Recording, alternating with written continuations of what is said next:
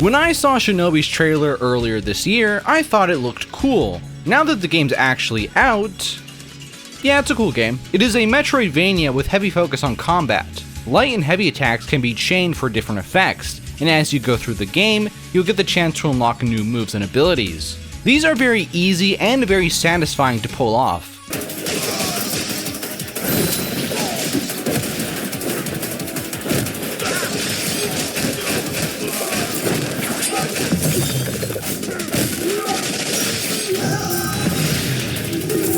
There are a bunch of different enemy types in the games with different abilities of their own. Some will heal nearby enemies, so you have to prioritize them first. Others will have armor they need to break through with different attacks. And then there are enemies that have very unique attacks of their own.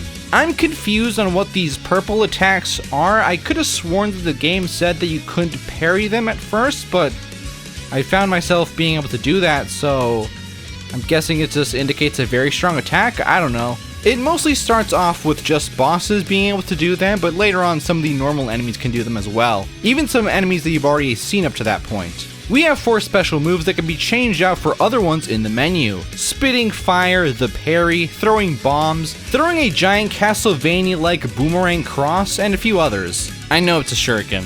These are all dependent on this gauge that will fill up as you hit things, so you can't just spam these out. But you can still use them fairly regularly. You can also enhance them with some medallions that you can get.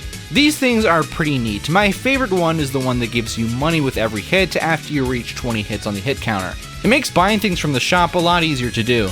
There are also these super abilities that will fill up as you take damage or deal damage. Stuff like this screen nuke or being able to almost fully heal yourself. You can't use these as often, so it is a good idea to save them for when you really do need to. I didn't use all of these. I don't really even remember what the third one does. I think it's like a damage reduction thing for a short period of time.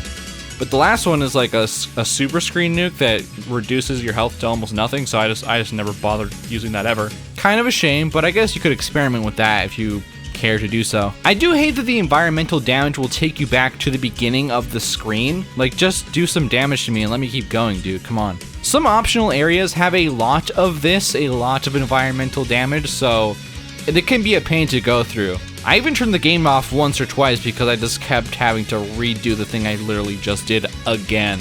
In some of the longer segments, the game will give you a checkpoint at a certain point, but often I do think that these checkpoints should be more abundant because it's just a pain. And this is mostly how the game presents a platforming challenge. Do it completely right or get sent all the way back, which isn't really fun. I do really like the art style. It really fits the setting. The animations all flow very beautifully, and it's very easy to tell when an enemy is going to attack you because of this effect that happens beforehand. So if you get hit, it's your fault. I love this final kick you do in the air. It's so satisfying.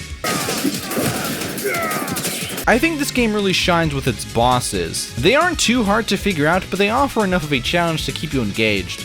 This one reminds me of Crate from Metroid. I'm not too familiar with Metroidvanias altogether, but this one is a good time. I do feel like it's a bit too short. I haven't finished it yet, but I'm pretty sure I'm almost at the end.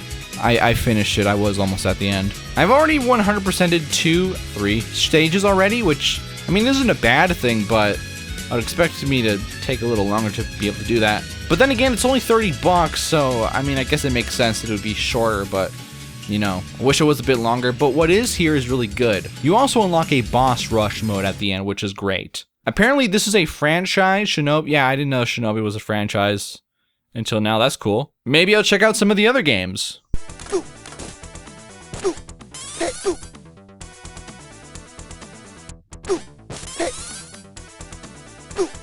Or not. Buy this game so they make more good ones like this one, please.